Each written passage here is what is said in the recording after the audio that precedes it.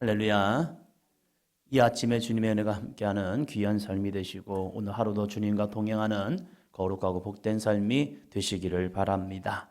37장입니다. 성경을 어떠한 관점으로 바라보느냐, 그 관점에 의해서 사람이 달라 보이기도 합니다. 하나님의 주시는 주권 속에 하나님의 관점으로 바라보면 하나님이 왜 이들을 선택하셨지? 왜 이 사람을 가운데 이렇게 역사하셨을까를 보게 됩니다. 특별히 오늘 요셉의 모습을 보려고 합니다. 요셉은 이제 37장부터 시작해서 마지막까지, 창세기 마지막까지 쭉 이어지는 인물이기도 합니다. 이 요셉의 삶이 우리들에게 많은 도전이 됩니다. 요셉만큼 예수 그리스도를 닮은 사람도 없고 예수 그리스도의 모형으로서 살아간 요셉, 처음과 끝이 거의 동일시되는 사람, 어떻게 보느냐에 있어서 요셉을 조금 좀 그래 라고 좀 안 좋은 모습도 보게 되지만 요셉의 모든 일정을, 그의 일생을 쭉 되돌아보면서 보면 요셉은 참 하나님의 성품을 닮았고 예수 그리스도의, 오실 예수 그리스도의 모습을 참 많이 닮은 사람이다 라고 보여집니다. 그런데 이 요셉은 왜 이렇게 했을까? 먼저 37장 5절입니다. 37장 5절. 요셉이 꿈을 꾸고 자기 형들에게 말하매 그들이 그를 더욱 미워하였더라. 아멘. 요셉이 꿈을 꾸고 형들에게 이야기했습니다. 그랬더니 성경이 이렇게 말합니다. 그들이 그를 더욱 미워하였다. 미움은 원래부터 있었습니다. 동생에 대한 미움. 그런데 꿈 얘기를 하니까 더욱더 미워했습니다. 그러면 왜 요셉은 이 꿈 이야기를 형들에게 굳이 했을까?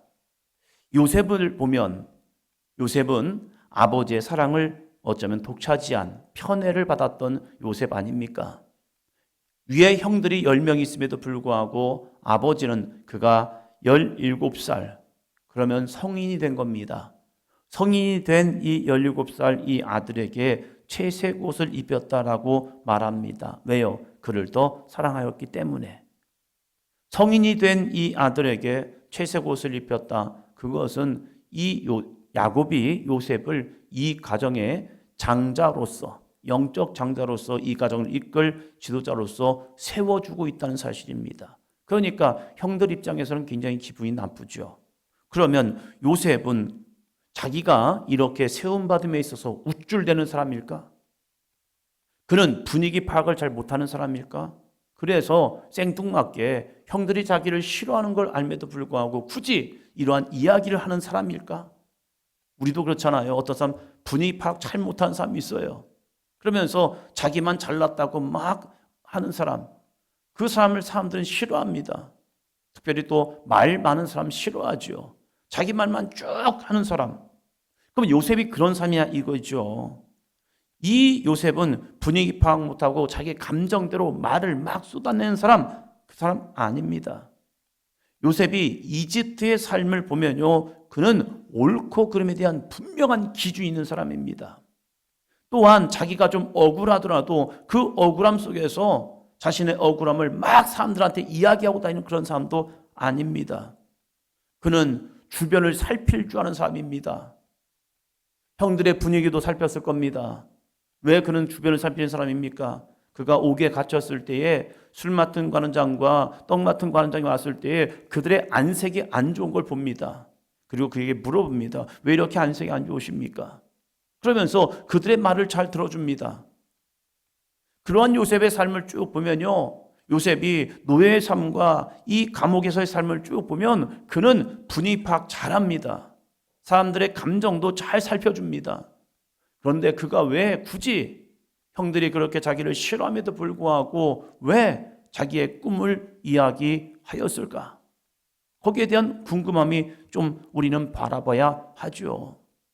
그것 때문에 요셉이 형들의 시기심을 받고 형들의 미움을 받고 죽을 뻔하다가 또 노예로 팔려갑니다. 이러한 상황 속에서 왜 요셉은 형들에게 이러한 꿈 이야기를 하였을까? 저는 이 요셉의 삶을 보면서 한 가지를 다시 한번 보게 됩니다. 무엇이었을까?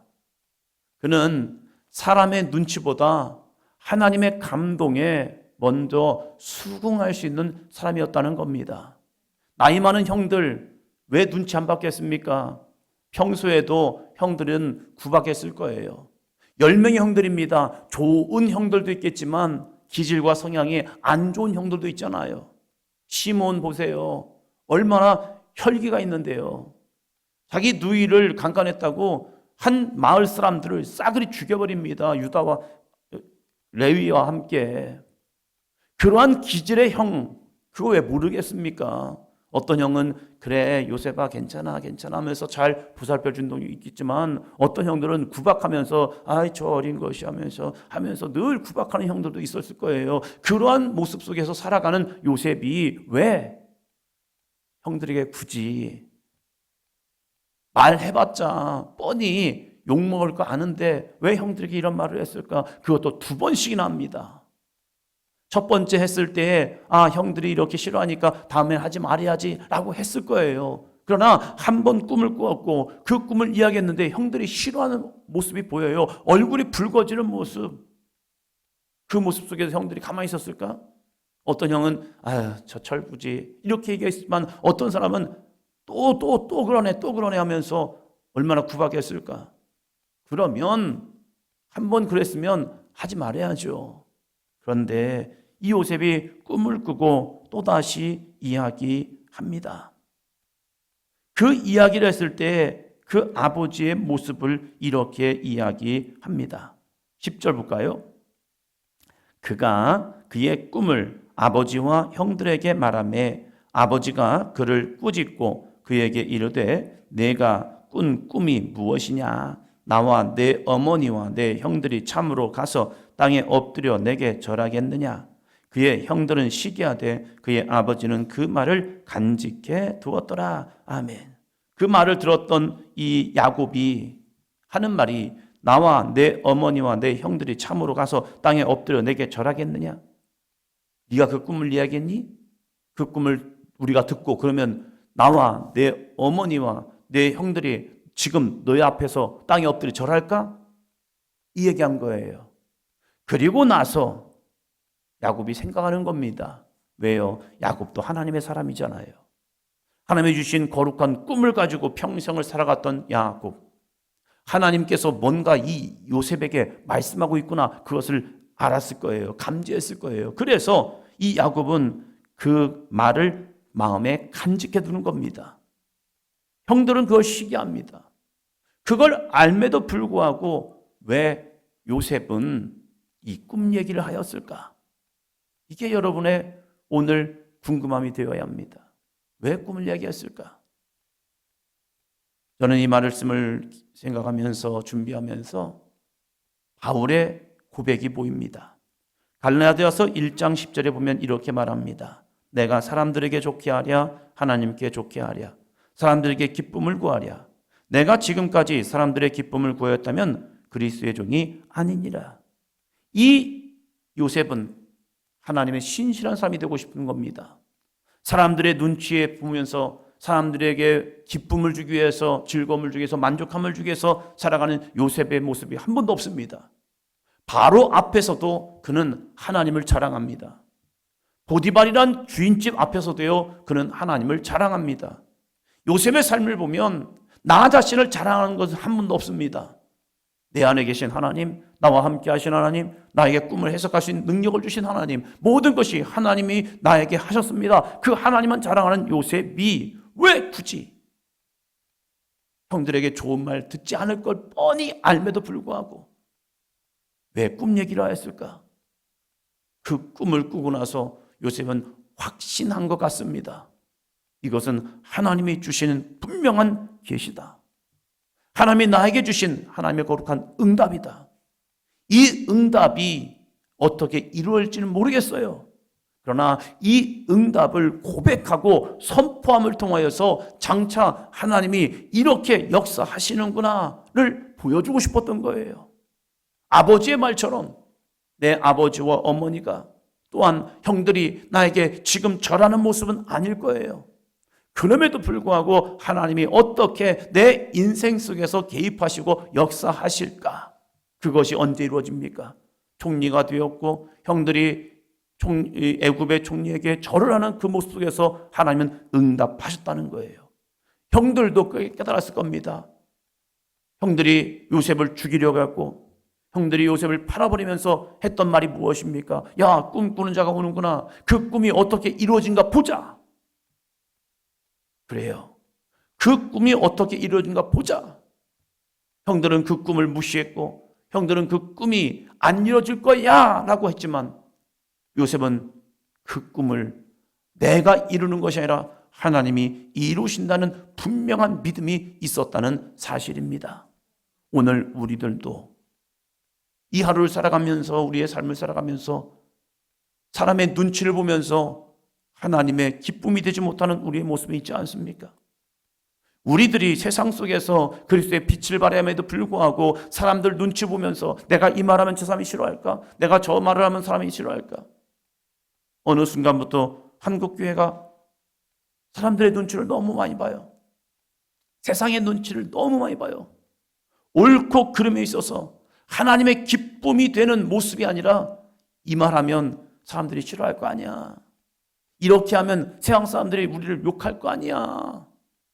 거룩한 진리, 하나님의 말씀에 대한 진리도 때로는 숨겨가면서 에이, 적당히 해. 에이, 꼭 그렇게 해야 해. 하나님의 말씀을 붙들고 살아갈 우리들이 사람들 눈치 보면서 적당히, 그래서 술도 먹고 막 사람들한테 어울리면서 그래 사회생활 하려면 어쩔 수 없어. 한국교회가 그러지 않았지요. 초기 선교사님들이 이 땅에 복음을 전하면서 우리가 어떻게 믿음의 삶으로 살 것이냐. 그래서 선교사님들이 세상에서 전무후무한 놀라운 일을 시작합니다. 그거 뭐냐면 한국교회가 하나님의 거룩한 나실인으로서 제사장나로서 쓰임받음을 확신하고 믿음으로 선포하면서 이 나라 이 민족을 거룩하게 해보자. 그 거룩하게 해보자. 이 모습 속에서 선교사님들이 모여서 회의를 했는데 그 회의 속에서 놀라운 결단이 있었습니다. 한국교회, 한국 성도들을 우리들이 거룩하게 한번 해봅시다. 어떻게 해요? 금연 금주합시다. 이것은 우리에게 어쩌면 부담감일 수 있습니다. 그 당시 한국 문화가 그렇지 않았잖아요. 그런데 세계 기독교 역사 속에 금연 금주 이것이요 한국에서 시작되었습니다. 다른 나라 사람들, 다른 나라 기독교인들 술 먹고 담배 피는 것에 대해서요 그다지 별로 개념이 없습니다. 그러나 선교사님들에게 주신 확신이 뭐냐면 하나님께서 이 나라 이 민족을 세계 모든 민족 위에 위대한 하나님의 제사장 나라로 삼아 주시리라. 사람들은 비웃었겠죠. 이 나라가 뭔데? 이 조선이라는 나라가 뭔데? 이 대한민국이라는 나라가 뭔데? 맞아요. 보잘것없는 나라였어요. 그런데 그들의 기도와 그들의 고백, 세상의 모든 그리스도인들이 비웃었을 것 같아요. 저 원조받고 우리가 도와주지 아니하면 먹고 살 수 없는 저들이 어떻게 전 세계를 향하여 복음을 전하는 나라가 될 것이냐. 그런데 그들의 꿈, 그들의 비전이 선포될 때 세상 사람은 비웃었지만 누군가는 그것을 마음에 품었다는 사실입니다. 그리고 우리는 기도했죠. 하나님, 이 나라 이 민족을 정말로 하나님의 기뻐하는 선교적 나라가 되게 하여 주시옵시고 세상 가운데 그리스도의 복음을 증거하는 나라가 되게 하여 주시옵시고 세계 열방을 선교하는 나라가 되게 하여 주시옵소서. 한국 민족이 기도했죠. 그런데 놀랍게도 지금 얼마나 많은 세계 모든 민족 위에 선교사들을 보내고 그들을 통하여 복음을 전하는 민족이 되었는데요. 우리가 다시 한번 꿈을 꾸기를 원합니다. 누가 나의 그 꿈을 비웃는다 할지라도 야 되겠어? 되겠어? 맞아요. 우리의 힘과 능력으로는 안 됩니다. 어떻게 요셉이 자신이 아버지에게 절을 받고 형들에게 절을 받는 사람으로 자신을 만들어 가겠습니까? 나는 할 수 없습니다. 그러나 그 꿈을 마음에 품고 그 꿈을 누군가 비웃다 할지라도 그것은 하나님이 주신 응답이다. 이 믿음의 확신을 가지고 나아가는 이 요셉을 통하여 하나님은 오늘도 일하신다는 사실입니다. 오늘 우리에게 주신 거룩한 비전이 내가 이루는 것이 아니라 하나님이 이루십니다라는 믿음의 확신을 가지고 하나님의 말씀에 순응하며 그 말씀에 순종하며 하나님 오늘도 나는 사람의 기쁨이 되는 것이 아니라 하나님의 기쁨이 되겠습니다. 이 믿음으로 신실하게 그리고 많은 사람들에게 하나님의 계심과 하나님의 역사하심을 보여주며 나아가는 저와 여러분이 되기를 주의 이름으로 축원합니다.